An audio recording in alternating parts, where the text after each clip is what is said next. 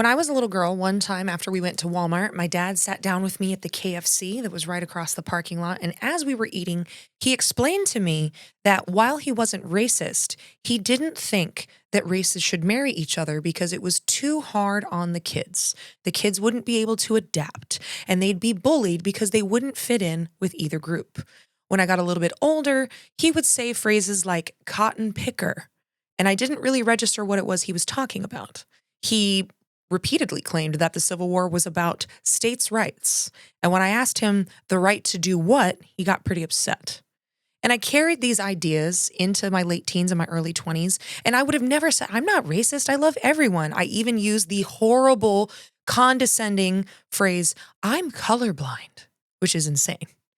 And as I started to realize that what I had been told was a lie, and I found out about things like the Tulsa Massacre, and I realized just how much of my history that I'd been taught as a kid had been whitewashed and how much had been missed. My family never taught me about the civil rights movement. My dad demonized Martin Luther King Jr. I started to realize I'm missing something, and I started to realize that attitudes I had towards people I had never met were wrong. They were not just wrong morally, they were incorrect. And I started to do a lot of searching online to answer questions. Everything from what happened in the civil rights movement? What did Dr. Martin Luther King really say? What does racism really look like in America? And one of the first videos I stumbled upon was an interview with Jane Elliot as she explained her brown and blue eye exercise. And I started to cry because she explained it in a way that made me understand what prejudice looks like and that we don't have to live that way. And that prejudice based on skin color is just as insane and irrational as prejudice based on eye color. This is maybe the interview I've been the most excited for ever in my life. I'm so excited to have this conversation with Jane Elliot and with you. Thank you for dropping by to join me on Flipping Tables.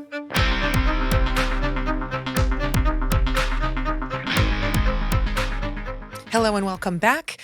I am so excited. When I got ready for this interview, I was freaking out. I'm like, what do you wear to talk to Jane Elliot? I reached out to her from her website. I had no idea she would reach out again to me. She reached out the same day. And we spoke about what my mission is, what I'm talking about, and I brought her on, and we both love the paranormal, and it was such an enriching conversation. I am just so excited. Before I jump into that, I want to make some announcements.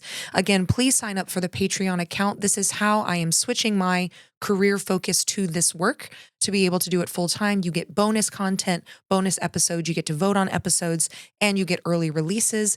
And thank you again so much to the recent ratings and reviews. It helps me so much to promote this podcast because word of mouth is by far the best asset you could ever give me. And I've been getting so many encouraging messages from all of you. So buckle up, get a drink, get ready to laugh, maybe cry a little bit, get a notebook because she's going to give you some book recommendations. This is my conversation with Miss Jane Elliot.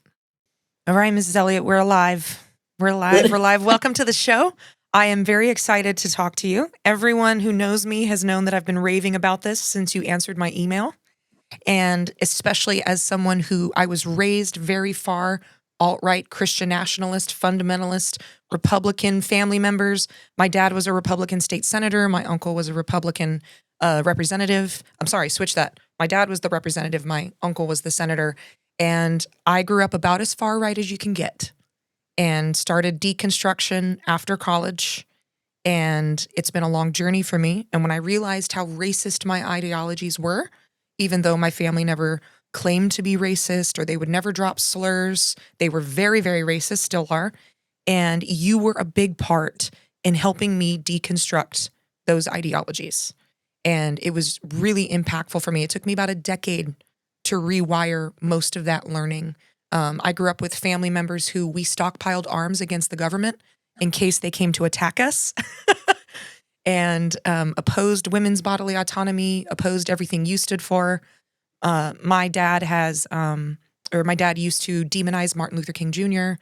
I mean, it was just, this is the language I grew up with. So when I realized after moving to New York, I went to Liberty University. So after college, I moved to New York. Oh, I know. There's so much here. She's like, oh my God. This is like I'm sitting here looking at somebody who is everything that Anthea Butler writes about.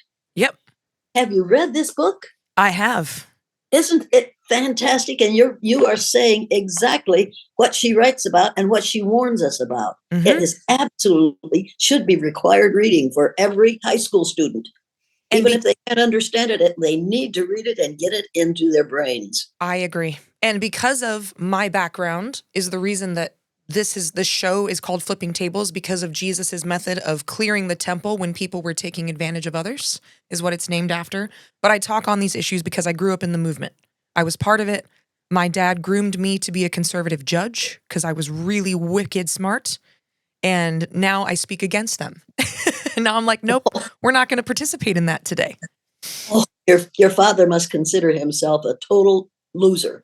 He passed away in 2016. I never really had a chance to talk to him about this, but I will say before he passed, he was not willing to support Trump, which I found very relieving because when Trump entered the scene in the presidential campaign, I found myself very worried about if my dad was going to be a hypocrite about his faith by supporting Trump and his immorality. And my Yeah. dad didn't. So I never got the chance to really talk to my dad and say, "Dad, I'm pro-choice. I don't support these ideologies that you promote that black people are somehow inferior to us. I don't support the fact that you don't think that gay people should be able to get married." I never got to have that full conversation because he passed, but he was very opposed to the Trump movement. So, But good for him. Good yeah, for him. He did it's, learn something then. he did And learn something. he learned something from that man who had the kinky woolly hair and feet of bronze Yep. that most of us see as a white man with long brown hair. Yep. It's Da Vinci's art history painting, making him a white man, you know? yes, and all of us accepting that. That's what he must have been after all. Well, there's no Because question. They don't even, it's not even brought up in Sunday school. Like, again, as someone, I went to church my whole life. I went to all private Christian schools. I studied theology in Israel abroad. Like, it was never even talked about. They just didn't bring it up that he wasn't white. It was just assumed yeah, it that was he assumed was. that he looked just like the rest of us, just Mhm. like the rest of us, which means only 15 to 18% of of human population of the earth is classified as white. Yeah, So the melanemic and it's population. and it's a misnomer because we aren't white. There are no white people and there are no black people. We are all shades of brown. And until we get that into our heads, we're going to continue to have racism in this country and worldwide. We need to realize that Jesus didn't look like whoever it is doing this work, who that man, I'm sure Jesus didn't look like that. Yeah. He didn't look like my shirt. My No, shirt. no, he didn't. He wasn't the color of your shirt or I my don't shirt. even look like my And shirt. nobody is the color of the writing on my shirt either. Yep. Black and white do not exist in human skin colors. But okay, do you want to ask me a question before I go on and on? Oh, like you go ahead and dive in because I was going to ask you questions directly related to this anyway. So you're already going from my template here. The problem is that what we learned in Sunday school wasn't true. Mm-hmm. It was based on a lie, and it's a lie that got started during the Spanish Inquisition. A man named Torquemada. Have you read about Torquemada? Yes, I have. Yeah, And that his man. way to figure out who was Christian so he could kill them Right, and who was not. right. So he based his decision and as to who deserved to live or who deserved to die on skin color. Now everybody was a shade of brown, just as everybody on the face of the earth today is a shade of brown. But he chose to make the lighter brown people white, which is the color of goodness and purity. He decided to make the darker brown people black, which is the color of malevolence and evil. And so we are now, for the last 400 and some years, have been placed at polar opposites. White people are literally encouraged to kill those who are evil and vicious. So here we are. It's all right to kill anyone who's a little dark because obviously he doesn't look like Jesus. He does look like Jesus. Jesus didn't look like this. Jesus wasn't this. Well, he was closer to this color than he is to white. He was not white. He had kinky woolly hair and feet of bronze. And if you would put that up as a picture behind the minister in the so-called Christian churches in this country, it would change people's attitude. Yep. Many of them would not come to church anymore if they had to look at that picture behind the minister. However, in black churches, there is Jesus black. He isn't black, but he's closer to the color that Jesus really was. Yep. If we could just make that one change the color of Jesus' skin and the type of his hair, in Christian churches all over the United States, we could do away with a whole lot of racism. Yeah, because how can you have this entire group of people, again, immigrants being a scapegoat recently, who are, and it's only brown immigrants in their propaganda. You never see a European immigrant in the pictures or the videos that they're making, but it's always a brown immigrant. I was like, do you realize who you say you worship is a brown refugee?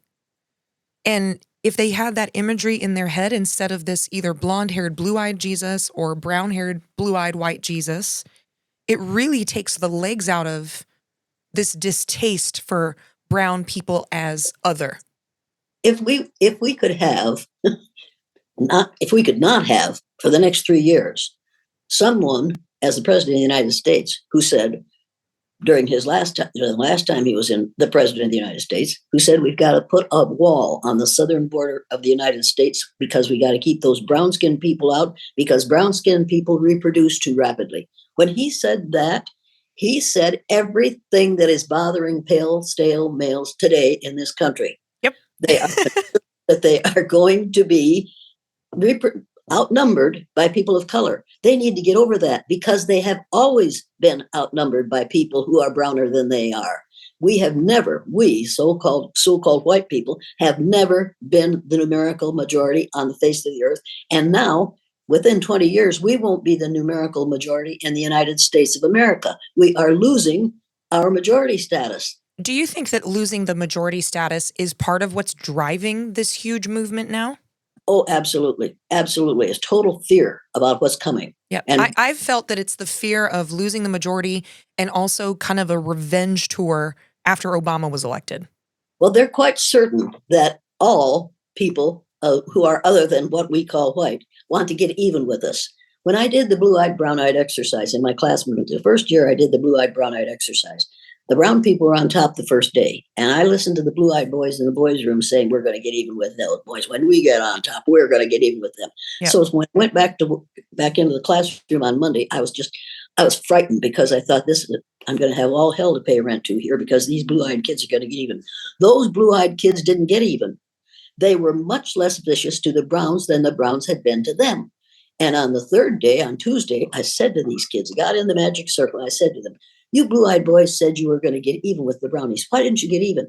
And that year and every year that I did that exercise, those kids said, because we found out how it feels to be on the bottom and we didn't want to make anybody feel as bad as we did when we were on the bottom. Now, think about that. Yep. People who are considered other than white in this country know how it feels to be on the bottom.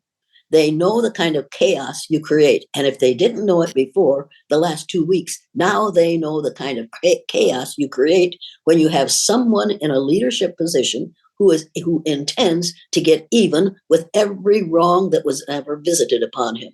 And that's exactly what's happening in this country today. He is encouraging people who look like me to get even with those people who don't look like me.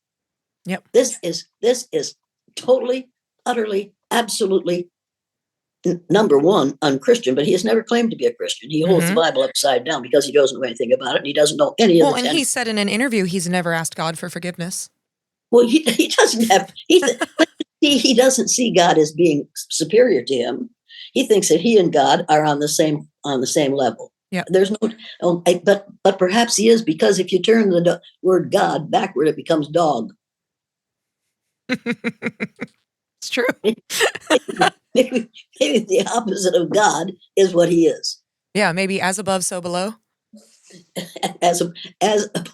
Okay, go ahead. Whatever you just said. So I was just saying as above, so below. So he's, if anything, the inverse of what God is and represents. But a narcissist doesn't see himself as beneath anyone or anything. It's hard to introduce them to that. Let's see, I know some fine people who are narcissistic, who do not have the power to use their narcissistic behaviors and beliefs to damage other people. Yeah. And if they do have the power, they don't use it. The big mistake we've made is giving him this kind of power. Yes. This kind of power and billionaire status. Mm-hmm. This is what's scary right now. Well, and he is trying to run the U.S. like a business, but he tends to bankrupt businesses. So he's doing exactly what he did to businesses, is just bankrupting them and stealing from them. He's a good businessman, but he's been bankrupt. He's declared bankruptcy, what, 6 times or something? I think So it's he isn't 8. a good businessman. Even a good businessman. Yep. He isn't a good father. He isn't a good husband. What is he good at?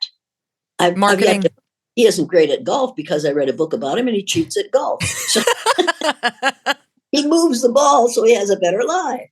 That's And amazing. this was I didn't written know by a that. man who admires him. And I read that and I thought, oh my God. And this man is president of the United States. This isn't a man. This is a boy grown tall. And we all need to realize that.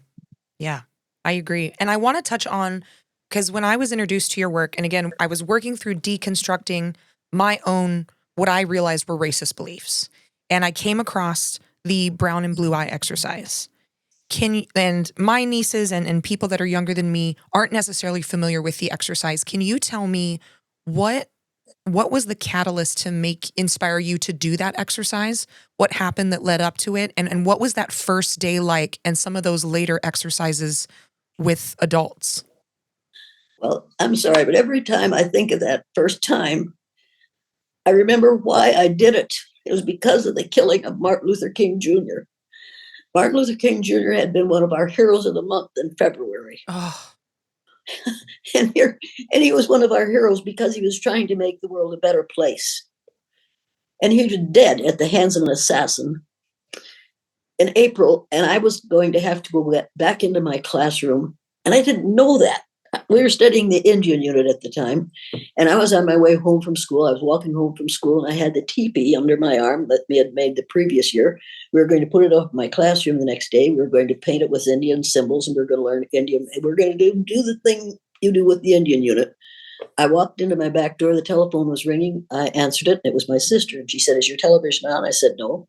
She said, "You better turn it on." I said, "Why?" She said, "Because they shot him." I said, "Who'd we shoot this time?"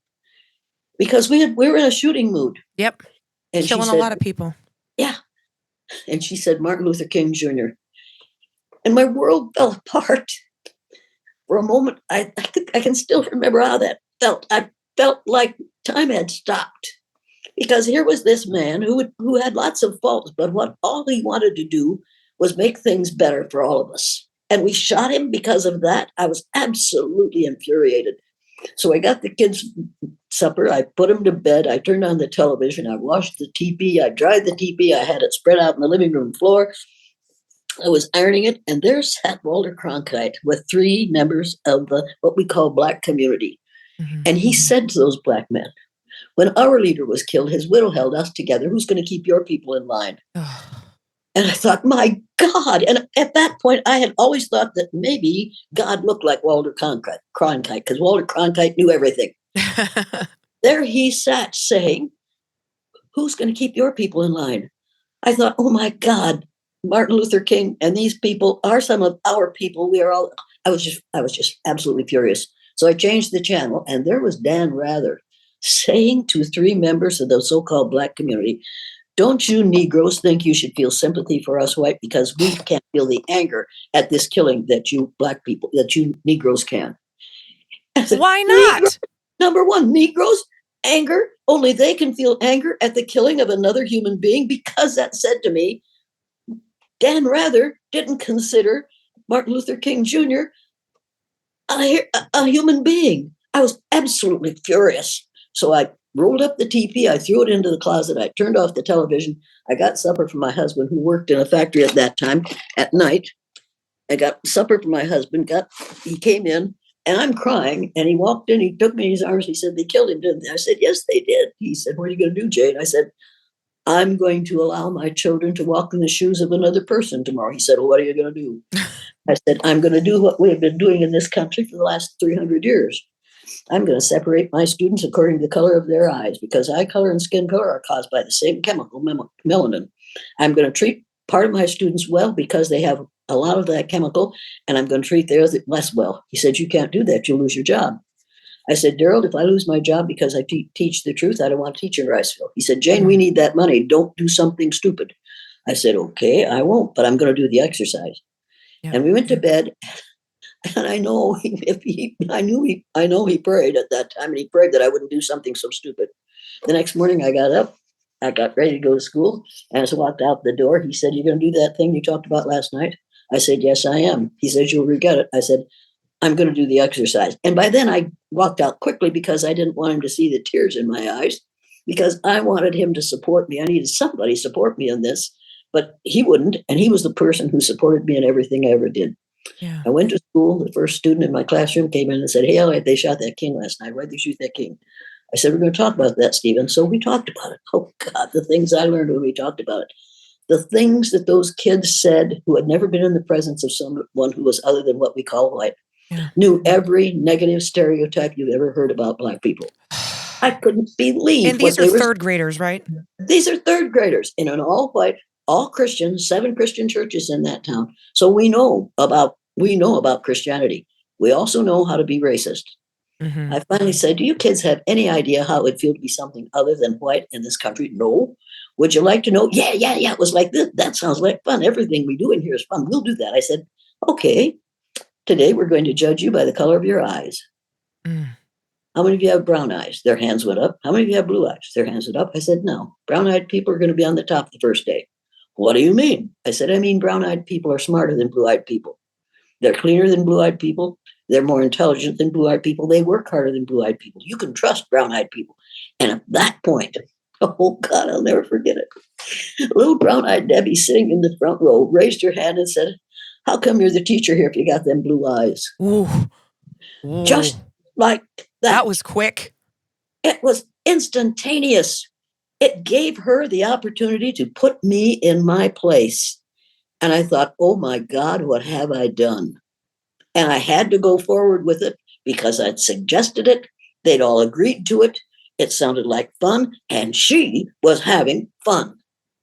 It was absolutely the worst day I have ever taught. I couldn't believe the kinds of things that my brown-eyed students were willing to do to blue-eyed students who the previous day had been their very, very best friends. And just in less than a day.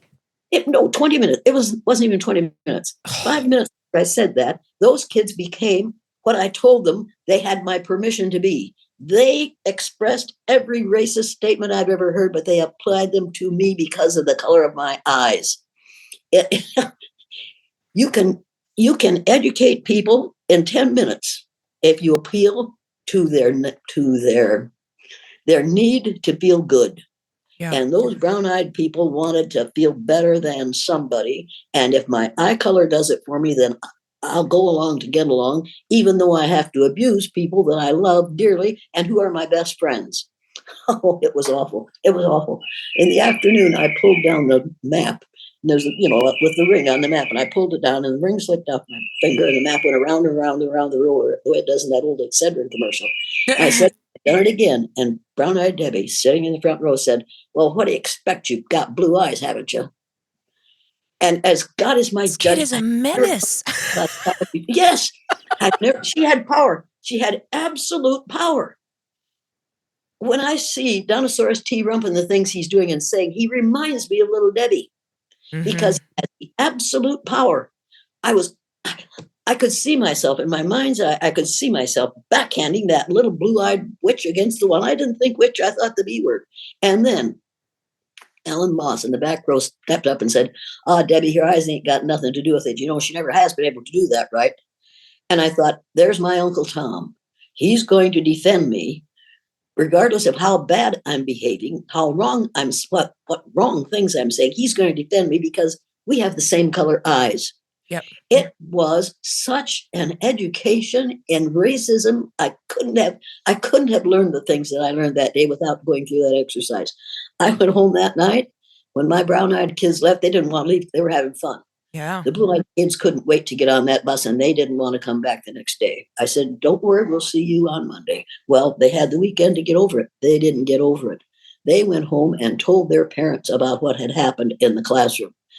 And my husband and I had made plans to take our 4 kids out to the lake with some friends of ours. Well, the woman called and said, we can't go to the lake. Rick is sick, so we can't go. I said, well, I'm sorry. Well, take care of Rick, and we'll just go without you. So the 4 kids and Gerald and I packed up our lunch and headed for the lake, walked toward the lake, and there sitting at picnic tables were my friends whose son was too sick to go. Yep. And as we walked toward the table, one of those men said, well, did anybody bring the watermelon? Somebody said, I brought some sweet corn. We're okay. They'll have something to eat. And my husband said, the sons of bitches. I said, Daryl, let's go. And my son said, my son said, let's go fishing. We'll use them for bait. We'll cut them up and use them for bait. And I said, cut it out, kids, quit. Let's just go fishing. So we went down to the lake. We were never seen as proper friends or people you want for friends in that community after that weekend, because Wow. I became the town's only N-word lover. And there was no doubt about it. That yes, to this day, I'm called Rushville's only N-word lover. And Jesus. Yeah. You see, this is in a community with a lot of Christian churches. Yeah, well, and a lot that's of Christian, on brand. And then you read white evangelical racism, and you recognize what went on there. Yep. Tremendous fear of those who are different from themselves. Mm-hmm. My daughter and my 4 kids were all exposed to blatant, vicious racism as long as we lived in that community. And we finally, I think 3 years later, moved because it was too ugly. My kids were couldn't. The reason we moved was the elementary superintendent's wife taught at the junior and senior high school level. And she stopped me before we went into a teacher's meeting one day and said, Jane, you've got to get your kids out of this school. I said, why would I do that? Why would I do that? She said, because these teachers are trying to destroy your children and they're having fun with it. Get your kids out of here. Oh my I said, God. you're serious? She said, I'm absolutely serious. Get your kids out of here. They'll never succeed as long as they are in this community. These teachers won't let them succeed. So I immediately called my husband and said, we're moving to Osage. He said, well, I'll find a real estate agent. So he found a real estate agent to show me some houses. And I went to Osage and met this real estate agent, and we went out to several houses, the worst places you could ever imagine living in. And I finally, after the third one, said, are these the best places you have to sell in Osage, Iowa? He said, they're the best I have for you. that bluntly. And I thought, well, what? I was absolutely speechless. I couldn't imagine that he would say that bluntly and expect me not to get it or expect me not to respond. Well, I didn't respond the way I wanted to because Daryl ran a store in that community. So I went home and I called Daryl and I said, we told him what he had said. And I said, what do you think he meant? He said, I don't know what the SOB means. I'll get on to a different one. But that same one called me the next day and said, I found a house for you. I said, really, where is it? It's 6 miles west of Osage, which means it was far enough away that I wouldn't have any near neighbors to be ruined by my presence. How dare you treat people with equality? It's absolutely preposterous. It was just, so he took me out. I said, well, I said, what is it? He says, it's an old schoolhouse. And I thought, well, it'd be an old schoolhouse, the 1-room school. Well, I said, I'll take a look at it. So I met him at the place, and it was a schoolhouse that was built as part of the National Recovery Act. And so it had a basement and a first floor, and then somebody had purchased it and couldn't afford to continue remodeling it, but he had turned it into a 3-story house. Okay. A basement, a first story, and a second story. So I went through it, and I said, this is the house I want. Don't show it to anybody else. We're going to buy this. And the guy said, well, are you sure? Have you checked with Daryl? I said, we're going to buy this. This is just a perfect place for my kids. I called Daryl and I said, I just bought a house. He says, Jesus, Jane, you didn't. That's what he said. He said that a lot. And I'm sure it was in a prayerful way. I said, come out and see it. If you don't like it, we won't buy it. Well, he came right out and he went through it and he said, I could live here. Yeah. I said, if you're going to live with me, you will live here. He said, okay, we'll buy it. So Jane's like, these are the rules. Take it or leave it. There was a little old Baptist church next door. That's adorable. So about 10 years after that, I bought the Baptist church, and I called my husband and said, I bought the church next day. He said, Jesus, Jane, you didn't want to. What was the incentive to buy the church? I didn't want the farmer who plowed and sowed and disked right up against the garage. He had already bid something like $3,000 for it. And I thought, no, he's not going to have that property. I'm going to have that property if it's the last thing I ever do, because I don't want him plowing up against the garage. So I offered them a whole lot more than it was worth, and they jumped at it. And then I called my husband and told him, my God, he's, oh, what am I going to do? So he went to the banker, and the banker told him what he could do in order to make it all right for us to spend that amount of money for the church. We bought the church and we turned it into a guest house, and it's absolutely lovely. Oh, I love that. Except that anybody who thinks there isn't such thing as an afterlife needs to come to the church someday and watch the spirits that are in that church. I would love that. It is just absolutely amazing. So you should know, I have another podcast that is all true crime and paranormal activity. So I might have to go visit your church. Oh, you have to give. There's a lady there whose name is Catherine Markham. And I found out her name because now people are going to think I'm totally crazy, but they need to come and see them. Catherine Markham her spirit lives in the church. And I found out she's there because Sarah, my oldest daughter, her bedroom, the girl's bedroom the windows face the church. Okay. And right after we moved in there, Sarah came downstairs and said, Mom, there are people in that church and they're waving at me. I said, Sarah, I'm sure there are. I said, what do you do when they wave at you? She says, I give them the finger. I said, don't give them the finger, Sarah. Don't do that. They could make life miserable for you in that church. Do not show any disrespect for those people. They are there. She said, well, I don't have to put up with that. And then she came in one day, angry, so angry. She was able to drive. She had her license. She pulled in. She came into the house just furious. I said, what's going on now? She said, a Confederate soldier just came toward me like this. And he walked like this toward me and was yelling at me through the window of my car. I said, well, what did he say? She said, I don't remember what he said, but I don't want him near me anymore. I said, oh my God.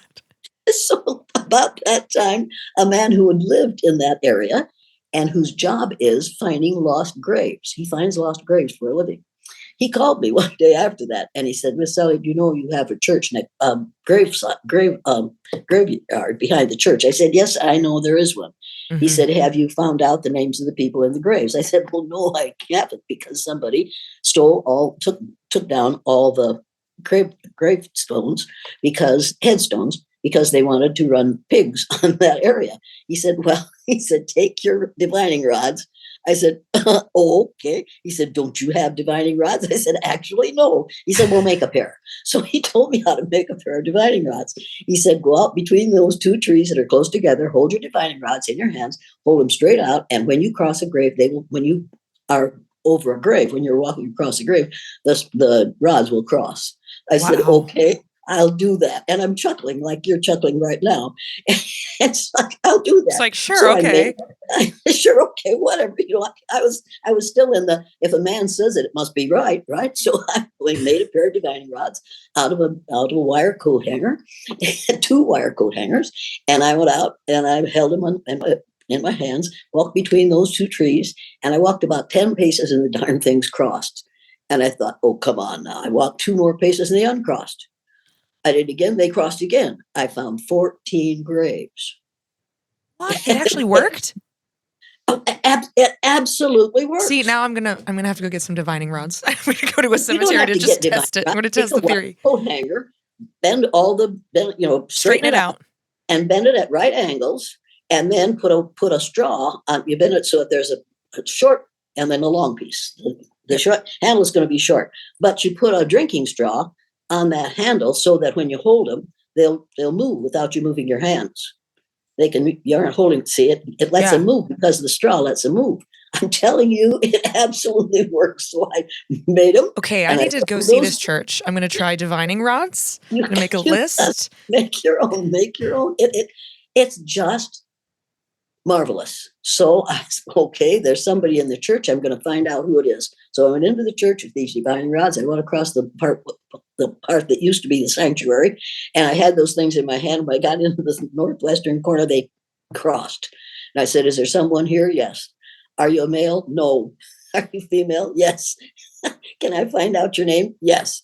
I said, so I went through the alphabet.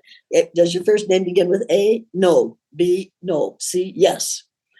Is your second name, it's the second letter in your name, begin with, I went through it until I got the word Catherine. Is your name Catherine Markham? Because I knew there were Markhams in the age. Yes, this is Catherine Markham. And I asked her, I didn't ask her how long she'd been dead because she isn't dead. I don't believe in death. I believe that we pass on into another dimension. Because We go energy from is neither this created dimension. nor destroyed. Energy can neither be created nor destroyed. And the energy that was Martin Luther King Jr. was in that area. There's no doubt in my mind. But what the energy of Martin Luther King Jr. was working when I did that blue-eyed, brown-eyed exercise. And I It have a was question about that exercise, something I just thought of. When you took the brown-eyed kids and you said, you're smarter and you're just better, how did they perform school-wise? they got smarter. They got better. I'm telling you, kids that could not read when they came to the reading table that day could read words they hadn't been able to read the day before because their eye color gave them an intelligence they didn't have before. People say that's not possible. Oh, yes, it is possible. You tell a child something from kindergarten on that he can't succeed, yeah. and then he lives down to your expectations of him. Mm-hmm. And with you, if you do that with a whole bunch of people, they'll live down to your expectations of you until they find out that you don't know what the hell you're talking about. Yep. We have done that with women. Yeah. In I this was country, just for the last thinking that. 300 years, we have done that with women. We have said, you can't succeed. You don't have what it takes. You're not smart enough to do math. What? You're not smart enough to do math. Oh, no, you can't do math. It doesn't matter. You can't be a minister. You really aren't as great as you think you are. But here's something you can do. You can produce babies that look like me. And if they are boys, they'll be as smart as I am. But if they are girls, we'll realize that all they're good for is reproducing. And that's the message we have sent in this country for the last 300 years. Now, I know that women who hear me say this today are going to say, that's not the way it is at my house. Maybe it isn't that way for you now. It was that way for me from 1933 until 1968. Well, and I mean, culturally, that's still the undertone. Like there's, even within the MAGA movement, the conservative movement, there's this huge thing of women need to get married younger and have babies, and you need to be staying at home and trad wives. And I am all for women having that choice. But choice is the key, because dependency is a vulnerable position to be in. And it's the number one predictor of elder poverty in women. But when I grew up, that's what I was taught. So, because again, I told you I grew up Christian nationalist. I was raised, your body doesn't belong to you. It belongs to your future husband. And sexual sin is all on you, whether he attacked you or not, because you provoked him. And your mission is to find a good husband, obey your husband, submit to your husband, have as many kids as you can, so that Christians can dominate the earth. Oh, as if, number one, that was what Jesus taught. Right. And those are not, that's not like an inference. Those are direct quotes. Yes. But it was very clear to me. And one of my first memories, I have 3 older sisters. One of my first memories is walking into the living room and my dad is teaching my sisters how to tie a tie so that they can do it for their husband. They were teenagers. And I remember seeing that and I was like a little kid and I was like, that's weird. Like, that's just weird. Why can't he tie it? And it was just like, and the one thing I realized that I was never meant to stay in fundamentalism. When I was young, I remember the first sermon that I was able to sit with the adults. I had graduated from child school. I was 9 and I was reading at a high school level. So they were like, we just can't deal with her. So they put me upstairs. The first sermon was wives submit to your husband.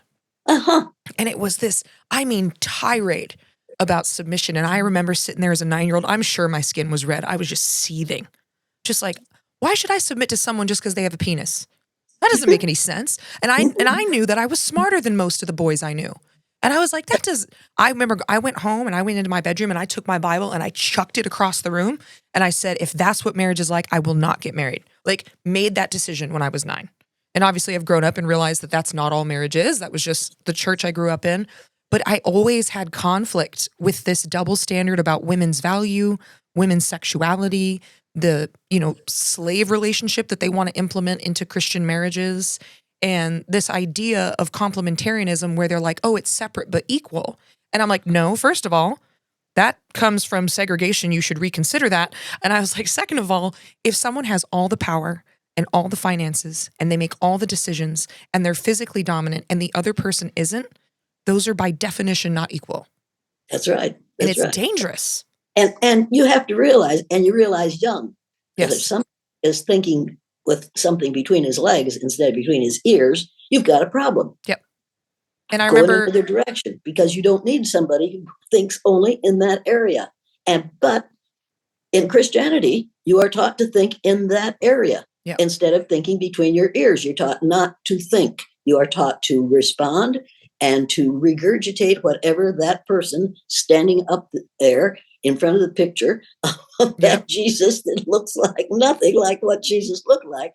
And so here you are. You have to deal with all these absolutely opposite kinds of things. hmm He can't possibly have been an Ethiopian Jew and look like we have decided he should have looked like. yeah, He couldn't have been. In the Bible, it says he had kinky woolly hair and feet of bronze. Well, that isn't the way he looks in the picture behind the minister. yeah. You know that, and I know that. And all those wonderful crucifixes with that white man hanging on them, you can forget about that, because Jesus didn't look like that. It's a whole lot of magical thinking, because first, it's very much they teach you what to believe and what to think, not how to think. Because if you learn Right. how to think, you'll get out of it really quick. That's what happened with me. Even going to Liberty University, learning how to think You had to took give up liberty first. you took exactly. Well, I went to a really conservative Christian boarding school in high school, so Liberty was more relaxed than the boarding school I had come from. I graduated high school when I was 16, so my dad wanted me in kind of a controlled environment. But and also there's so much magical thinking that happens in the church, because they'll have all these things, it's God is love, and they'll say on the surface, oh, everybody's equal. But then they'll go back to Leviticus and say, oh, homosexuality is bad, can't have that. And I'm like, well, Leviticus also says that you can't sit on a chair where a woman has sat if she has her period. You can't wear cloth with mixed linens. It talks about, keeping slaves. I'm like, oh, the Bible doesn't mean that. So is it literal or is it not? Are we keeping the Old Testament or are we not? You got to pick one. And Jesus traveled all over his part of the world with 12 men. Yep. The most straight thing I can think of. They were best friends. Yeah. They were just really good friends. We were intimate friends. See, I am a practicing Christian. I'm going to keep on practicing till I get it right. I don't have it right yet, Yeah, but me I either. believe in the afterlife, Yes. and I have proof of it in the church next to my house. Yep. And you can deny that but then we had a meeting there, and one of my second or third cousins was there, and he was conducting the meeting about something else. And my daughter was taking pictures, and she said, "Mom, you better look at this." And she showed me the picture she had taken. Behind him is a woman wearing a fluffy blue skirt, a long skirt, and she's walking. You can see her face and her skirt behind him as she walks behind him. That's Catherine Markham. Yep. I didn't know Wow. you could get. Yeah, there she is. It's like, Mary, this isn't possible. But Mary said, "Well, there it is, Mom," because Mary doesn't believe in this stuff, but she's taking the picture, and there's Catherine Markham in that picture. Several years after that, we had a reunion of the people who had gone to that church in their younger years, and there was a woman there who must have been 85. And I said to her, I was sitting at the table visiting with her, and I said, "Do you remember a woman named Catherine Markham?" She said, "Well, yes." I said, "Well, where did she live?" "Well, she lived right down the road." I said, "How did you know her?" She said, "Well, on Halloween, when she didn't have any candy left, she gave us dimes." I said, "Come with me." And I took her over A to the woman corner. of economy. Yes, I tell you, I took her over to the corner with my divining rods. And I said, "Catherine, do you recognize this woman? They cross." I said, "Do you remember? She says that you gave her dime, that you gave the kids dimes when you didn't have any candy at Halloween. Is that right?" They crossed. I said to this woman, "Is there anything you'd like to ask Catherine Markham?" She said, "Well, yes." So she commenced to ask Catherine Markham things, and Catherine Markham answered yes or no to her questions. People, don't tell me that there's no afterlife. Yep. Don't tell me that death is real. Your bodily parts, what is made of clay, dies. But energy is neither created nor destroyed. It is there, and it will survive after your body is gone. I have seen the most remarkable things with these divining rods. And That's I know incredible. that people who hear this think I'm crazy. Well, I probably am. That's not a bad thing, though. Well, Like, in my opinion, I'm like, I like a little crazy. thinking in ways that are different from the way other people think gets me to look at things from a very different point of view. Yes. Any person coming to me for any reason at all may, in fact, contain the mental acuity or the spirit of somebody who has gone on, but has now come back in another form. Yep. And if that's true, then every person that I connect to, I have to treat in an equal way. Whether or not we're equal, I have to treat that person equitably until that person proves to me that they aren't somebody I would want to have been with in the long ago, in those other years. Yeah. I believe that every one of us is somebody who's been here before. And I don't know who I am, but I'm stuck with it.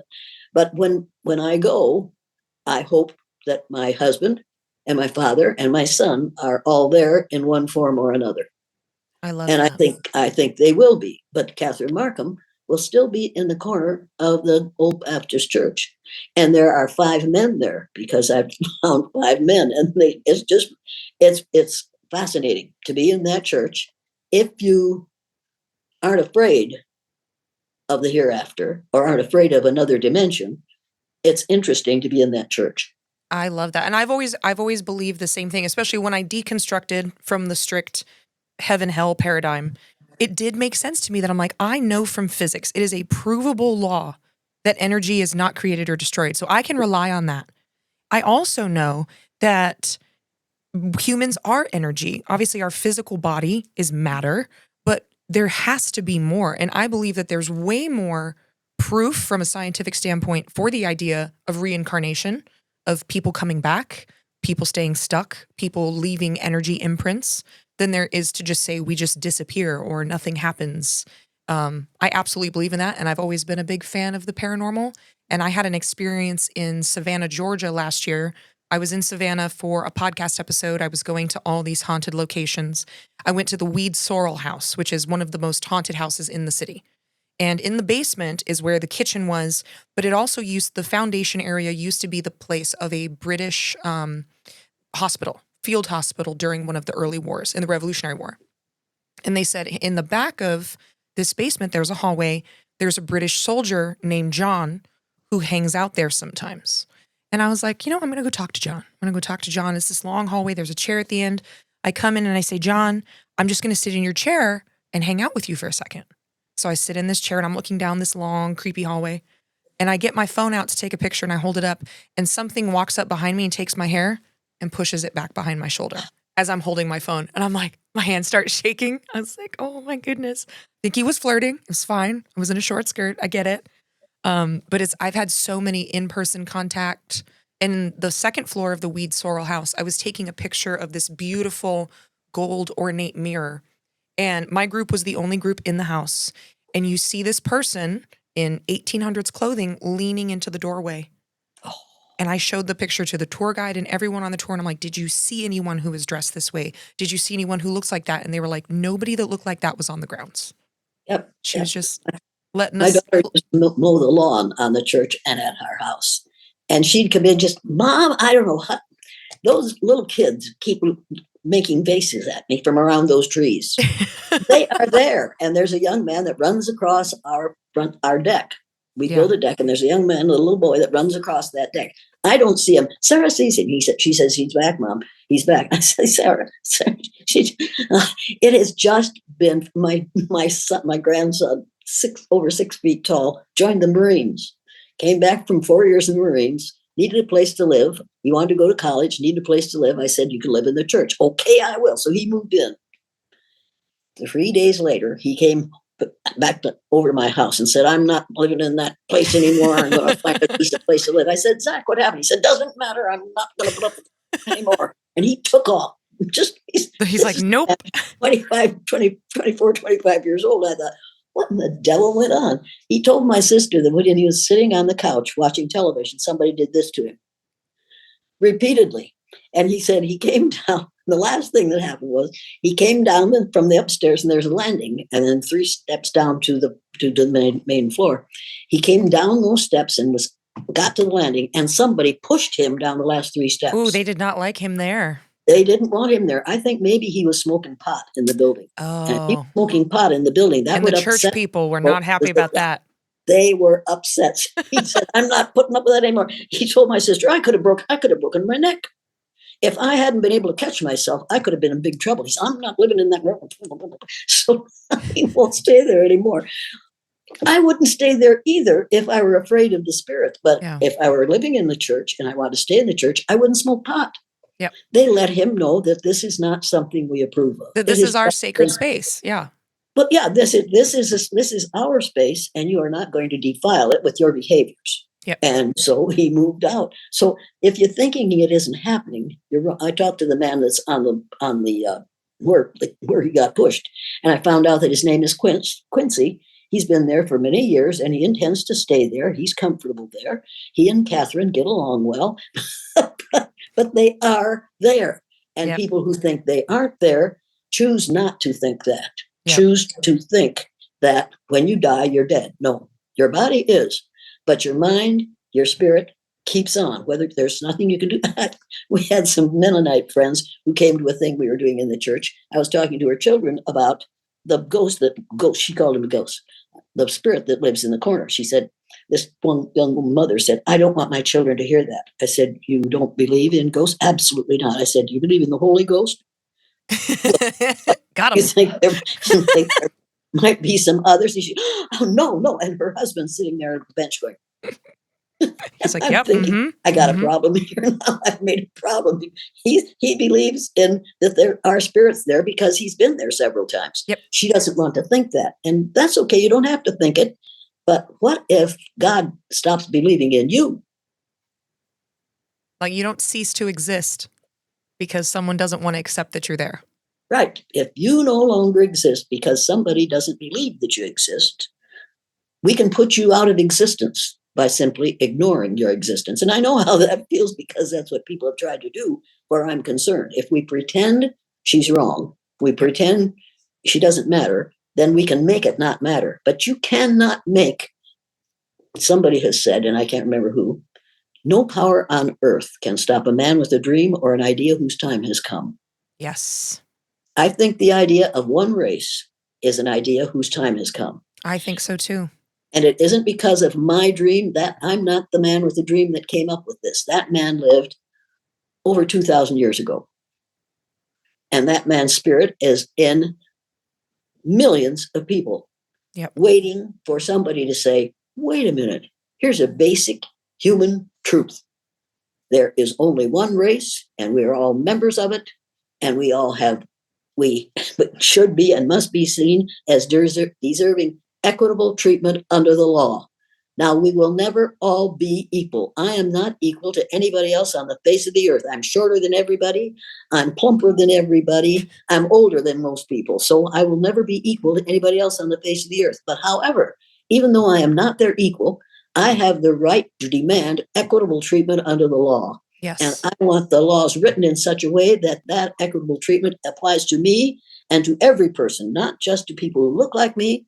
Because if you're only and not just going people to that agree with me, you're only going to apply it to people who are over 91 years old. Yeah. And you don't want to do that. But you see, it would be so simple if we would just practice what we preach. Yeah. But we don't. We sure do not. I've learned the hard way that especially with Americans' version of Christianity, that Christ hasn't been a part of it in a long time. They took their evil and their hate and their lust for power and they put a cross necklace on it, but it has nothing to do with the teachings of Christ. We would have a hard time tolerating Jesus. Yeah. He was radical, extremely radical. Oh, well, and so was the early church, to the point that they had to kind of shift how the church operated within the first 100 years after Christ's death in order to avoid more Roman persecution. And we're still shifting. Yep. We're going to keep on shifting it until we get it so that we will be comfortable. Mm-hmm. That is not going to happen. Oh, there's 2 pages. Is that where it is? Yeah. Pages 145. Oh, what happens if evangelicals get everything they want? Getting everything you want for most evangelicals means overturning Roe versus Wade, building a conservative Supreme Court, creating a Christian nation, whatever that means, rescinding same-sex marriage, and somehow turning LGBTQ people into straights. A tall order. None of these wishes, however, address racism. That's the biggest problem. It means that even when you get what you want, you can still be racist. They That is have to so read the true. next page of this book, page 146. And this book has to be read by every person who thinks they know all about racism, because you don't know. You read this book and all of a sudden you realize that this melanaceous woman has lived with racism all her life. She knows exactly what she's talking about, and she has lived around evangelicals all her life. So she recognizes an evangelical who was who was a confirmed racist for what they are. Yeah. And you can call yourself evangelical till hell freezes over and you skate over and try to find Jesus. You ain't going to be there. Yep. I You're going to completely agree. Someone told me, and I wish I could remember who it was that said it to me, but they said that the word of God will always comfort the broken and challenge the comfortable. And right. I always go back to that it will challenge your complacency and your comfort, and it always, always, always, always helps the broken and the disenfranchised right. and the rejected and the poor every time. Anything that doesn't do those two things is not the word of God. It's men who have decided that they're going to decide what God said to them. It's an interpretation based on, number one, gender. Yep. And number two, your belief system, which may have nothing to do with real Christianity. And I can't judge somebody else's Christianity, but I can judge how moral they are. Yes, your actions tell me everything I need to know about what you believe. That's right. I know morality and I know ethics. And I can tell within 15 minutes, within 5 minutes of visiting with them, whether they have morals that I want to abide with, or whether they have the kind of ethics that I want in my presence. And sometimes they do and sometimes they don't. But it's not up to me to judge what they are, except that if they are totally immoral, if they make racist, sexist, ageist, homophobic remarks, I think, well, wait a minute. Why would I spend time with somebody like I don't want to associate with you. Yeah. Why would I want that? Why would I want your admiration or your affection? This is not something I want. And that's the reason I chose my husband very carefully, because number one, he looked like Marlon Brando. Getting right ahead now. She's like, excuse me for a second. I'm going to get a glass of cold water. Yes, good idea. You know what? You know, it's important. You got to want to look at him for a real long time. Oh, I wish I had been able to look at him for forever, but getting right along. We better talk about something else, because I'll become a soup sandwich again. We don't want. You said in an interview that Trump's first term set us back 35 years. Where do you think that we are now? And what do we face with him being in term number 2? I think we are more than 35 years back. I agree. From 1933 until 1945, I was born in 1933. From 1933 until 1945, I listened to my father ranting and raving about what Adolf Hitler was doing in Europe and all over Europe and wanted to do in the United States. Here I am now at 91, and I am ranting and raving about a man who is a Hitlerite and admits that he's a Hitlerite, saying the same kinds of things that Hitler did from 1933 until we conquered him in 1945. And that's what it's going to take in order to put a stop to this. It's going to take people who are willing in the armed services, who are willing to say, we've got to put a stop to this.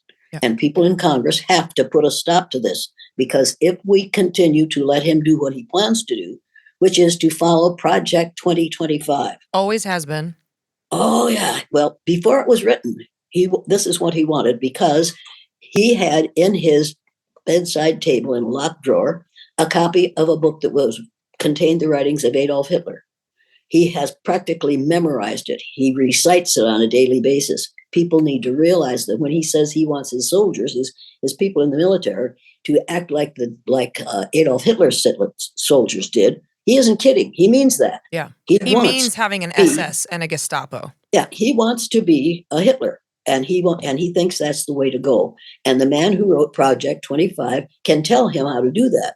We need to realize that these two boys, and they are boys, make no mistake about this, and so is Just Dumb Vance, whatever his name is. I don't know. Hillbilly Vanilli?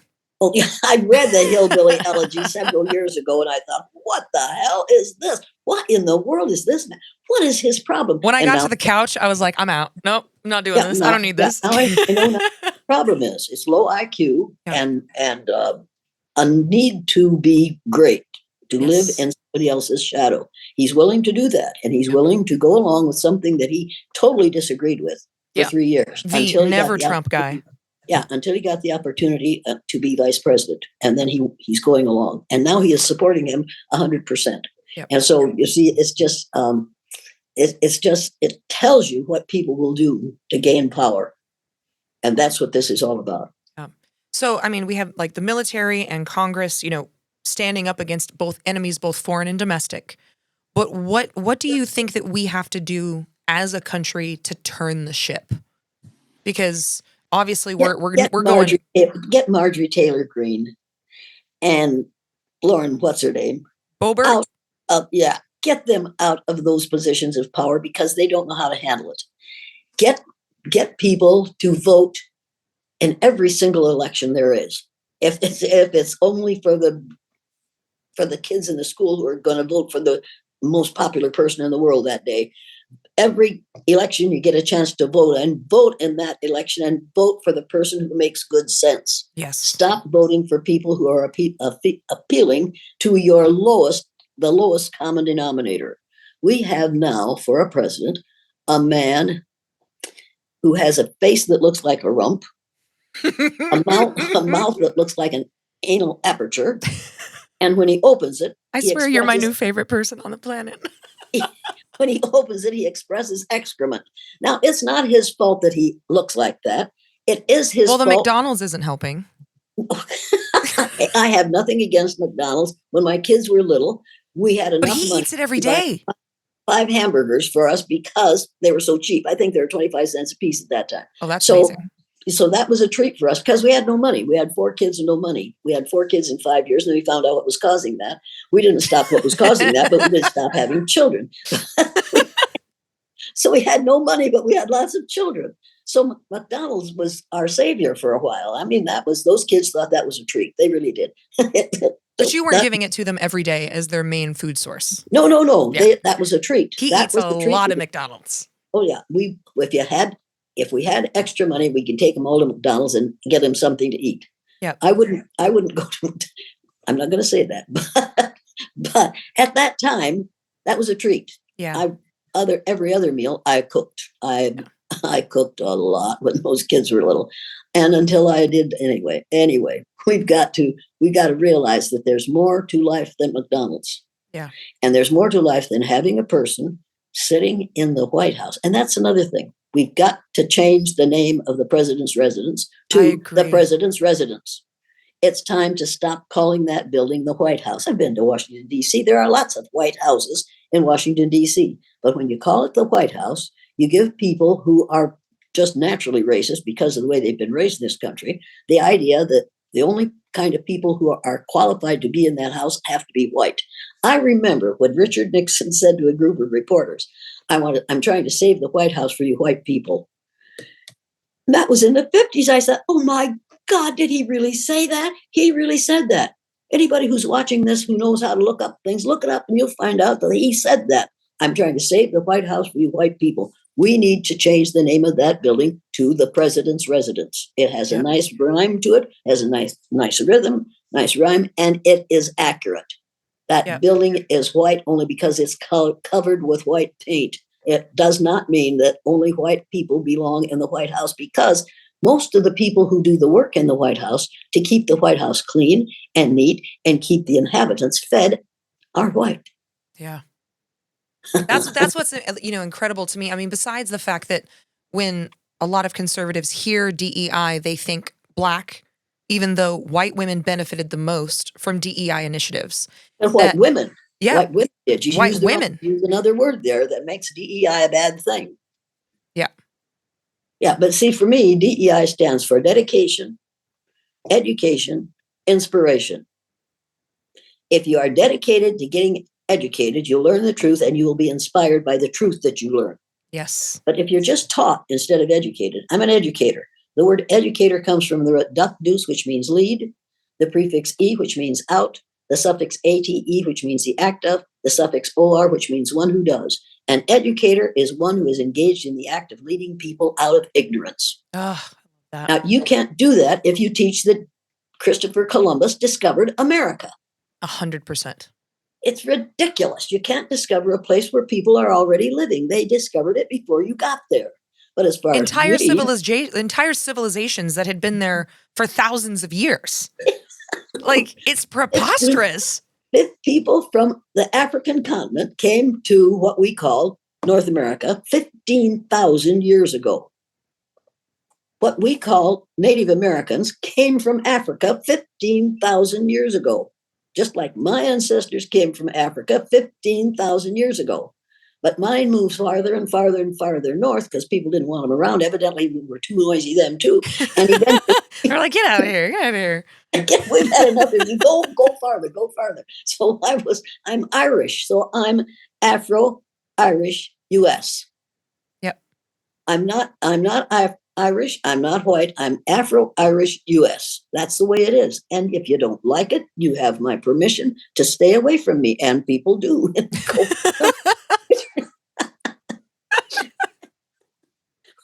Which becomes really funny. The minute I open my mouth, I'm on an airplane, I open my mouth and heads go. People are like, wait, who is that? It's like the Jaws theme starts playing in the background. But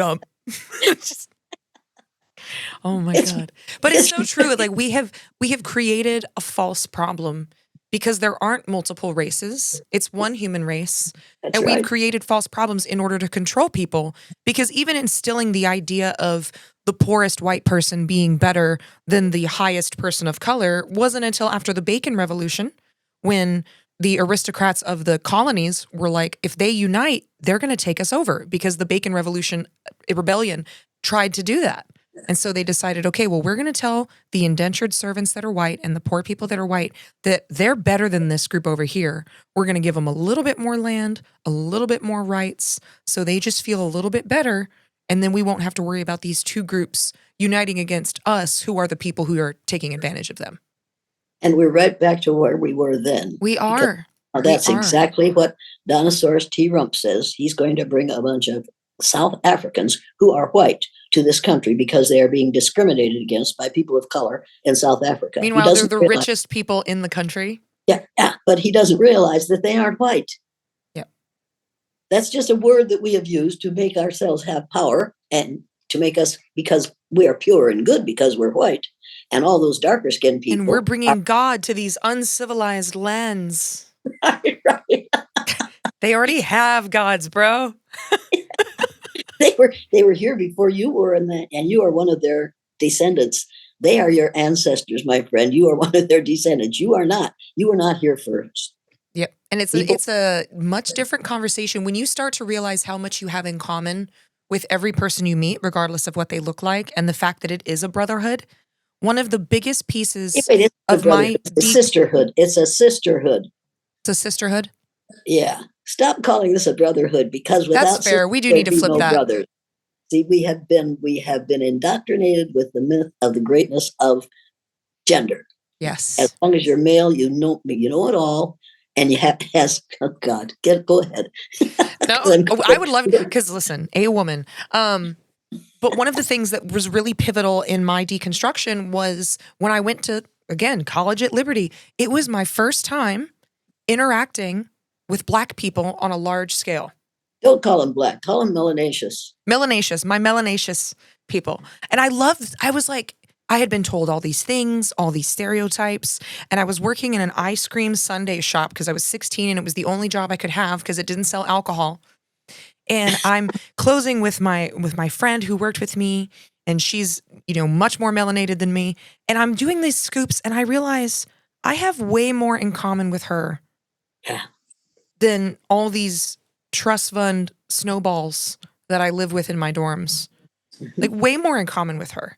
And it really started to break down these pre-programmed prejudices that I had been instilled with as I grew up, where I was like, that's not true. And when you lean in and you're close to people and you're in proximity and you're vulnerable, all of a sudden it becomes so human and so tangible. It's impossible to hate someone from an embrace. You can't hate someone when you're holding them. And when yes, you can. Oh, yes, you can. Men do it all the time. Oh, that's true. Make no For mistake me, about it, for it's me, it very was impossible. well, When I was able to hold people where they are, I could not continue to carry those prejudices. I just couldn't do it. It was too hypocritical and it was too evil. and it makes no sense. It's completely irrational. Yeah, yeah. That's the problem with racism. Racism is a mental health problem. Yeah. If you can, in your mind, construct something that says that somebody who is of the same ancestry as you are, but has a different tint to their skin, is less than you are, that is mentally unhealthy. Yeah. And racism, as far as I'm concerned, is the number one mental health problem in the United States. And I think there was a group that there was a group in 1950 that met with the president's something on mental health in children, that declared racism the number one mental health in children at that time. And I think it is worse now I agree. than it was then, because we have all these very educated people supporting the myth of one of several races and one particularly good race because we all look like Jesus. Quotation marks.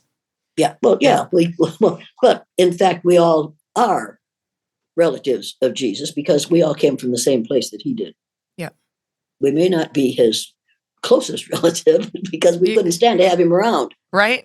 He wouldn't get invited to Thanksgiving dinner. Yeah, if I invited him to my house and my neighbors saw it, all hell would break loose because we don't have those people around us. Yeah.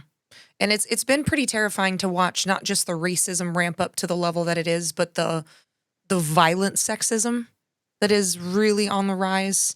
It's really concerning, especially in young men. It's all about power. Power and domination. And not treating people like humans, domination. And trying to prevent the future from happening. Yep. Because it's perfectly obvious that within 30 years, white people will be a numerical minority in the United States as they are all over the world, unless we bring a whole lot of people from South Africa who are white to this country, which Donald Trump intends to do, and unless we insist that every woman who is of my color group have at least 5, 6, 7, 8, 9, 10 babies so that we can keep the so-called white race in the numerically dominant position. Yeah. We can't do it because we aren't white. We need to get over the idea of the rightness of whiteness. It doesn't work. As the hole in the ozone layer gets larger, more and more sunlight is going to be allowed into our environment. More and more of us who don't have much melanin in our skin are going to die of melanoma, which is a skin cancer you get from the lack of melanin in your skin, and it doesn't stay in your skin. It travels throughout your body. Yep. So a whole lot of people that I enjoy greatly are gone because they were very, very pale skin and they were pretty people, but they're pretty dead. Because they did. Sorry. They call it cancer because we don't want to admit that this melanoma can spread throughout our bodies. Yep. And when they identify it as melanoma, cancer because of melanoma, it scares us into having a whole lot more children so that we may be dead, but our children will live on. Yeah, I get to live on through my kids. Yes. Because that's not selfish at all. And that's not a really great thing to wish for. If you're a racist, sexist, ageist, homophobic person who's anti-Semitic, having you live on through your children is not something to wish for. Yeah, we don't want that. Thanks. We'll take a pass. Yeah. But as long as we so-called educate as we do, we're going to be stuck in this rut. It's time for us to start telling the truth, that we're all members of the same race, that we all came from the same place originally, and that every single human being on the face of the earth is my 30th to 50th cousin. That's the way it is. Now, you may not want to be my cousin. You have no choice. You are one of my 30th to 50th cousins, and you came from the same place originally that I did. And it wasn't Ireland. True. My family's Scottish, so I resonate. We're in the same group. We also got pushed very far north. Oh, no, we aren't in the same group. You can't trust a Scottishman. We all know that. You know what? I'm Scottish, and I agree. So for people who are deconstructing and wanting to make positive impact in this movement now to start to turn the tide, what would be the top 3 books that you would recommend every single person in this country read? The Myth of Race by Robert Wald Sussman. Okay. Get The Myth of Race by Robert Wald Sussman. Then get what you read, the Power Worshippers. Get The Power Worshippers and read it. It's so good. Read Terrible, but good. Right? This one, White Evangelical Christianity. But people, you've got to read Timothy Snyder's On Tyranny. If you haven't read Timothy Snyder's On Tyranny, you haven't realized what problems there are and how to solve them. After you read that, then you read his book on freedom. It is absolutely fantastic. Now, you're thinking, why don't I read the Bible? That's a good idea. Go ahead and read the Bible. But you have to, number one, realize that the people who wrote it were all males. Only one woman wrote a book of the Bible. The rest of the Bible was written by males. And if you can't get any of those books, go to the library and sign out this copy of the National Geographic magazine for April of 2018. Everybody get this magazine and then download this map. And it shows you where we all came from and when we got here. It is absolutely fantastic. Incredible. Download the map, have it enlarged, and then have it, whatever it is, and hang it on the wall. Frame it and hang it on the wall. People, everybody needs to realize that people came to this country from Africa from 20,000 to 15,000 years ago. Yeah. We didn't come with. You have to look at this map and realize that we have been lied to consistently. Yeah. All to keep us divided against each other so that people can take advantage of us. Divide and conquer. And it works. It has always worked. And it will continue to work until you see things like, for instance, even today, Neanderthals are in most of us. Here's a picture of a Neanderthal. Nobody wants to look like this. You can get a picture in your mind of what some people look like today. On 3 pages of this map, of this magazine, there are pictures of all the different colored people on the face of the earth. It's just fantastic. You have to get this magazine because I can't find the pages right now. But get the National Geographic magazine for April of 2018. The title is Black and White. These twin sisters make us rethink everything we know about race. These are twin sisters. Wow. Yes, people, think about this. They are equally human beings who have different amounts of melanin in their skin, their hair, and their eyes, but they are equally human and deserve equitable treatment under the law. Does that make sense to you? It makes sense to me. This makes sense to me. This issue of this magazine is just fantastic. I want everybody to read it. I want everybody to look at it. And I just finished reading a book written by a woman named Andy Nunn, and it's called Magic in Room 216. And the first few chapters are about her teaching and the experiences that she had as a teacher. Some of them are just fantastic. And I had a couple pages marked, and I wrote, okay, here's one. The idea of banning books and, quote, protecting, unquote, students from learning factual truth is unacceptable in an arena where knowledge eradicates ignorance rather than promotes guilt. Mm-hmm. Teachers who understand differences are better able to find solutions that maximize productivity and achievement and minimize failure. Everybody needs to get this book or just go to the bookstore and take it off the shelf and look at that page and write it down. Everybody carry or put it on your hand, on your telephone. Get it on your little handheld computer. So the next time you start to think about, I don't think about that. Well, the idea of banning books and protecting students from learning, we must not ban books. People think, banning books is something new. No. When I was doing my student teaching in Independence, Iowa, my teacher, Hazel Grant, was an absolutely brilliant teacher. I was one of the first groups that were bused to Independence, Iowa, to do our student teaching. And here was this wonderful woman who knew everything about teaching and everything about everything. She was absolutely brilliant. And that was during the communist scare. The communists were going to overrun this country. Mm-hmm. So there was a man in the community whose child was in Hazel Grant's classroom. who was going to do away with the communist books in the schools in Independence, Iowa. So he got permission from the school board to come into the schools and go through the books in every classroom and take out those that would teach communism. So he came to Hazel Grant's classroom, and she was the principal in the building. And he said, well, I'm going to go through your books. She said, fine, go ahead and go through them. So he and his cohorts went through all the books in her third grade classroom and piled up on top of the nice short little bookshelf all the books that they considered communists. And he said, now, don't let these kids not read any of those books. She said, yes, sir, I understand. I understand what you're saying. And she ushered them to the door. She closed the door behind them and said, thank you, sir. Closed the door behind him, then turned around and said, now put those books back on the shelf and let's go to work. And that's what we did. Yep. We put the books back on the shelf and we went back to work. That's what teachers and administrators have to say today when somebody comes in and says, we're going to take these books out of your school library or out of your classroom library. Teachers need to say, do you have a teaching certificate?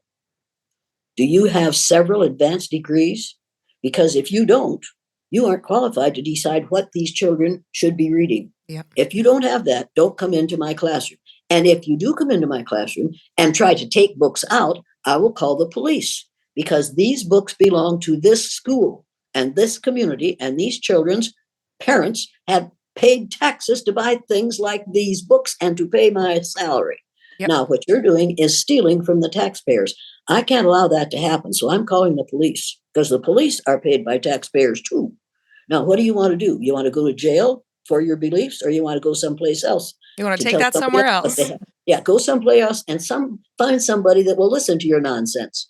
Because when you start deciding which books to take out, pretty soon there will only be 3 books left. Yep. One of them is the Holy Bible, out of which you obviously has learned nothing but negative things. Yep. Now, if you aren't qualified to teach in this classroom, don't come in here and tell me how to do it. Exactly. Yep. Teachers have to get spines. I think everybody does. I've been pretty That's right. embarrassed and enraged by the cowardice and the silence of people, the Democrats, a lot of male politicians. The only politicians I've seen really stand up and rebuff, with the exception of a few, have all been women saying, no, we're not going to do that. You have to remember what everybody is angry about is the one man who said, no, I'm not going to allow this. We're not going to have a shutdown of this government. We'll have a shutdown if I go along. Yeah. So he refused to go along. So now everybody's just attacking him. Charles Schumer. Yep. Schumer. They're attacking him because he did the right thing. And eventually he'll sit down with those boys and girls who are in the House of Representatives and the Senate and explain to them that if you shut this government down, that means that this fool who has been selected to be president of the United States by people who listened to lone scum, this man can take over this government completely and entirely. Is that what you want? Because all the doors would be shuttered. There would be nothing to hold him back. That's right. That's what you get with a shutdown. So he did the right thing. So he takes the abuse because he did the right thing. He may not get reelected, but we will remember that he did the right thing once. Yeah. And what do you think, my last question for today, what is your gut instinct of what the future holds for us? What do you think is going to happen on this trajectory? Where will we be at in 20, 30 years? Looking back 91 years, I know that eventually smart women and men are going to get together and say, we are not going to listen to those who are too young to know what they're talking about. We're going to listen to those who are a little older, but not those who are too old to remember. Yeah. We're going to listen to people who are from 50 to 80 years old, and we're going to turn this thing around.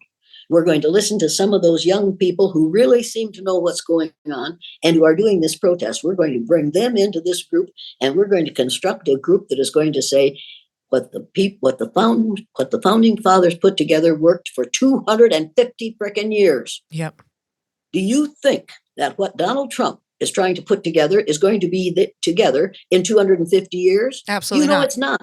Hitler was gone after 30 years. They need to realize that Hitler was gone less than 30 years. After less than 30 years, he came into power in Germany in 1933, the year that I was born, and Franklin Roosevelt came into power in the United States. The same year that I was born, those two men came to power in their respective countries. The United States is still here. Yep. As a United States. Germany has now become something other than what Hitler planned for it to be. It is not a dictatorship. It's a democracy, as far as I know, trying to be a democracy, because the United States was a model for democracy. Some of us decided that we don't want to live in a democracy. I want to live in a democracy. Same. I want my children and grandchildren and great grandchildren, I have all of the above, to live in a democracy. I don't want them to live in an autocracy. I don't want them to live in a place where only the moneyed, where the business roundtable run the show.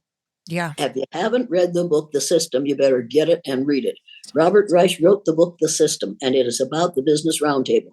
It is one of the most wrenching, tearing discoveries and discussions of what people who are running this show are, what they want, what they're willing to do, and what they're going to get away with doing. Because Donosaurus T. Rump is going to help them.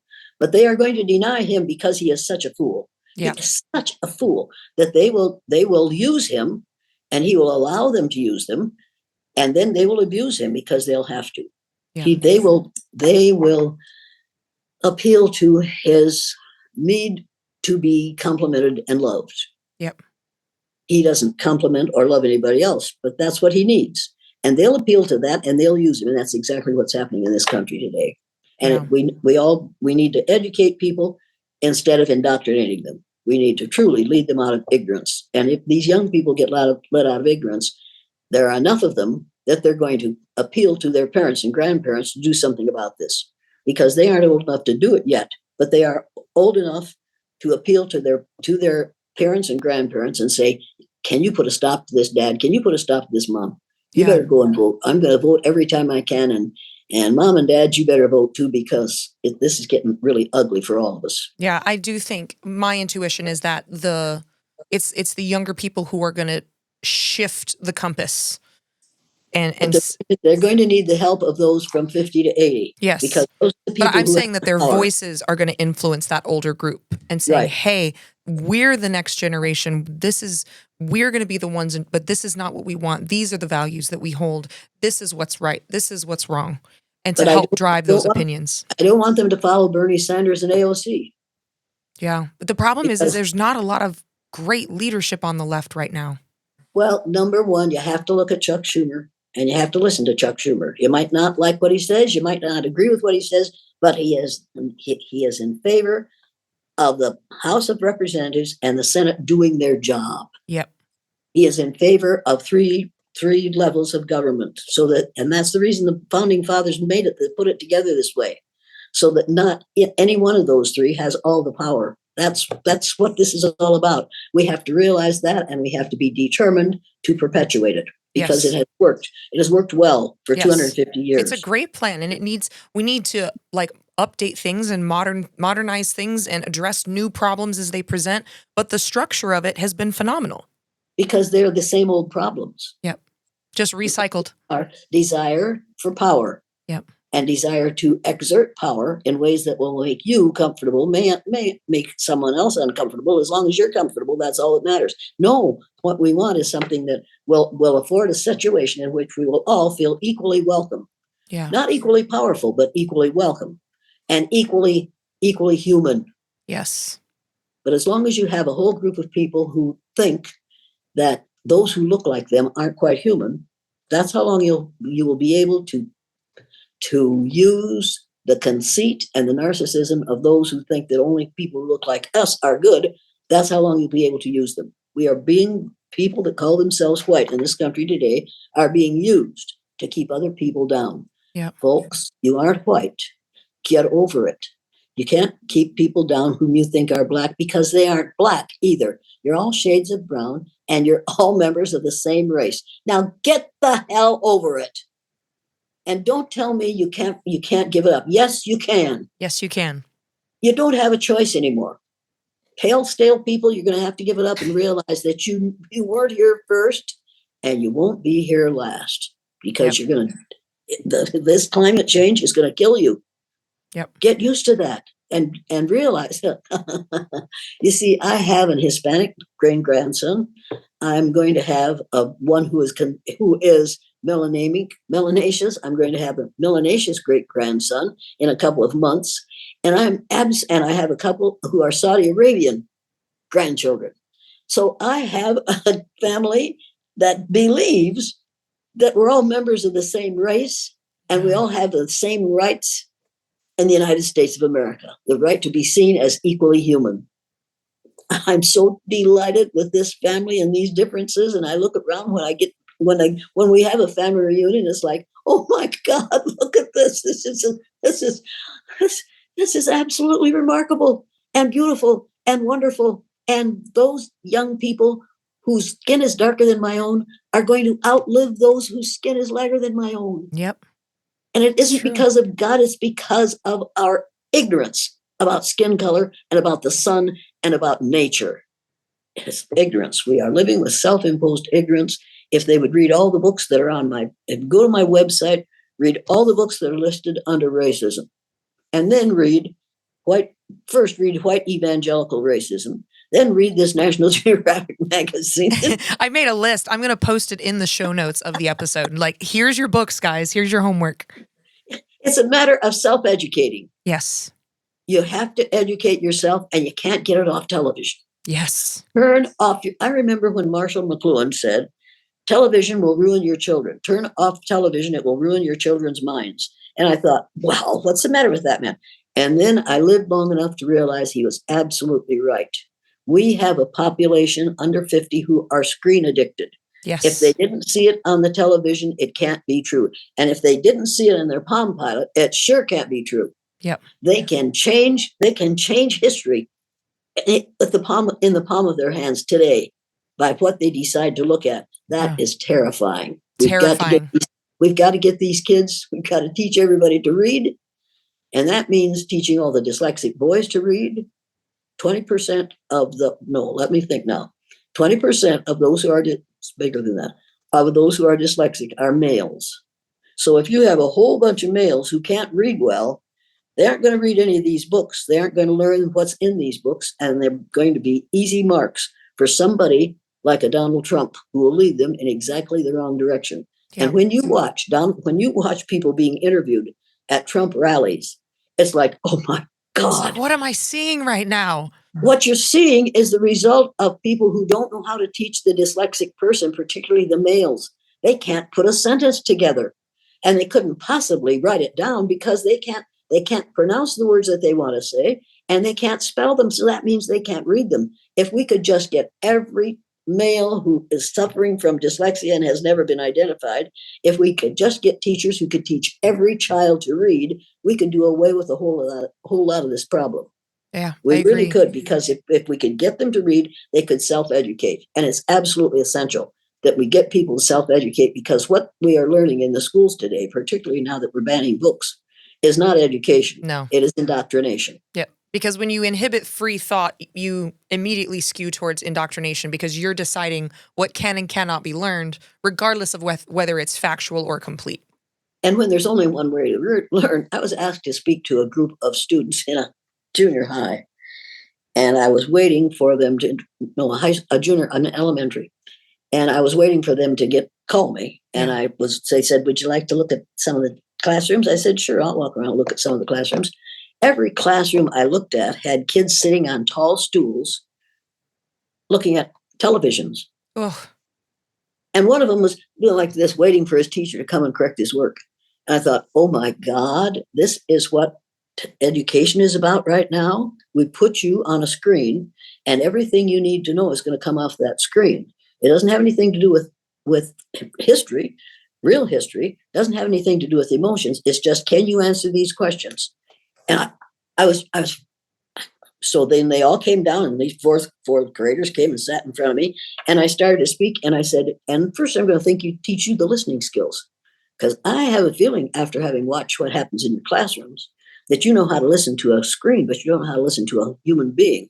Here are the listening skills. I taught them the listening skills, and those kids, those fourth graders, kept on looking at me, because it was like, that third listening skill says, keep your eyes on the person who's listening. I got to do that. It was like I was talking to a book, but they were listening. And when I got done, they asked intelligent questions about the things that I had said. So I knew that they had heard what I was saying. You can teach without having a screen. Yes. Teachers have to learn the listening skills, practice the listening skills, insist that their students practice the listening skills, and then teach them instead of putting them on that screen and let somebody else take care of it.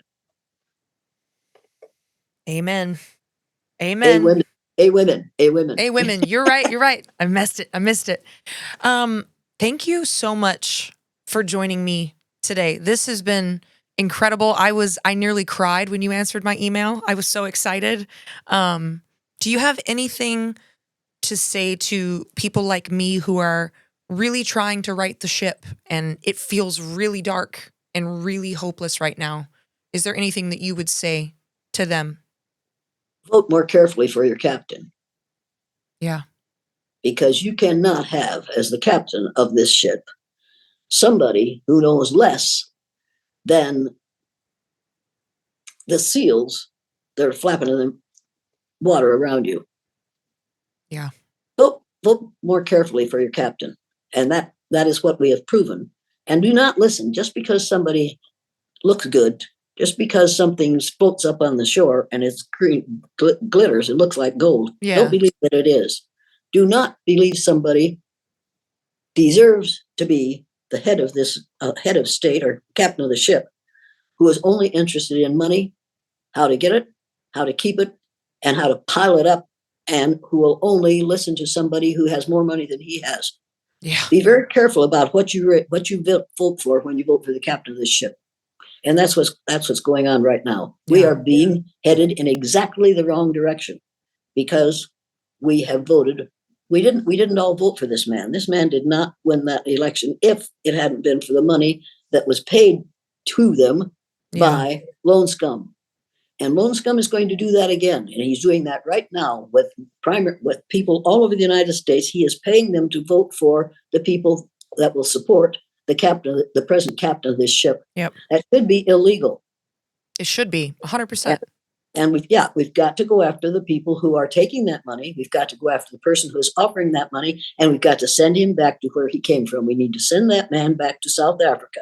He came to this country from South Africa by way of Canada, and he lied evidently on his citizenship papers, on whatever it is he filled in. Yep, and he violated his student visa too. Violated the visa. People, if you violate the visa, you either go back to where you came from or you can go to jail. But he has done none of those things because he has enough money that he doesn't have to. Yep. And he has the so-called president of this country right now in his grasp. He is controlling Mr. Trump instead of Mr. Trump controlling this country. You have to realize that, and you have to refuse to go along to get along. We have to refuse to go along to get along. We have to stand up. It's time for people in the United States. And there's another thing you have to do. Stop calling this country America. America is everything from the northernmost point of Canada to the southernmost point of South America. Every citizen of every one of those countries is an American. But we, in our ignorance, call ourselves Americans, when in fact, we are citizens of the United States of America. And the most important word in that title is united. Yes. And the man who is the captain of this ship is trying to take away our being united. He wants us to be the divided states of America. You have to realize that. Stop calling this country America. Call it the United States of America. If you don't want to do that, call it the USA. If that's too many syllables, call it the US, because those two letters, US, spell us. Yes. And it means us, all of us in the United States of America. Stop calling this a white country. It isn't. And it isn't a black country. It's a brown country. Every person in the United States of America is a shade of brown. Every child that will be born from now on in the United States of America is a shade of brown. There are no black students. There are no white students. A group of several young women called me several years ago and said, Mrs. Elliot, we've decided that from now on, when we have to fill in a form that asks for our race, we're going to put human. I said, good. What are you going to put? What if it calls for skin color? One of them said, I'm going to put mocha. The other one said, I'm going to put chocolate. I said, good thinking. Those are skin colors. They are. Mocha is a light brown and chocolate is a dark brown. Those are good. People, go to the thesaurus. Look up the word brown, the thick thesaurus. Go to the thesaurus, look up the word brown, synonyms for brown. There are something like 180 synonyms for brown in the big thesaurus. Look them up. Find one that you think matches your skin color. Then go to the dictionary and look up that skin color and see how it is described and see if that describes the color of your skin. If it doesn't, choose another one until you find one that describes the color of your skin. People, instead of putting white or black for your skin color, put a skin color that matches your skin color. And don't use the palm of your hand. Get the Pantone skin tone guide. Have you seen it? Yes, I've seen it. Yes, put your hand palm down on the Pantone skin tone guide until you come to a color on that guide that matches the color on the back of your hand. Use that color for the color of your skin in the future. We can change this if we choose to. We must choose to, because we have to get over white and black. We aren't white and we aren't black. Nobody is the color of that paper in front of you, and nobody is the color of that pen. It's true. Period. Are we done now? This is amazing. Thank you so much. Yeah, thank you for being here. I'm in awe, and I'm so. Everybody, look up. Who did I say? Torquemada. Everybody, look up Torquemada. Torquemada, and see what a horrible, ignorant, unbelievably ugly person that was, and realize that you're basing your description of yourself and other people on something he came up with. Yep. And then stop doing it. You're smarter than that, people. Yes, we can be. We can choose to be. Okay, that's right. We can choose to be smart. Yep. Cool. Good thinking. Thank you so much. This has been incredible. And there we are. And I'm going to constantly be reaching out to her from now on. I am also going to go visit the church she talked about, because now I have an idea for a new episode on my other podcast, Highway to Hell, which we're hopefully bringing back in the next few months. I hope that this was inspiring. I hope it was challenging for you. I hope that we all have enough courage to do what Jane did in the face of Dr. Martin Luther King's assassination, knowing she could lose her job, knowing she would get backlash, and she did for the rest of her life. I hope that we're all that brave, because that's how we're really going to make a difference and really fulfill that dream that was had all the way back during the civil rights movement. Thank you for being here. I hope that you leave inspired and a little bit more courageous than you showed up. And I'll see you next week on Flipping Tables.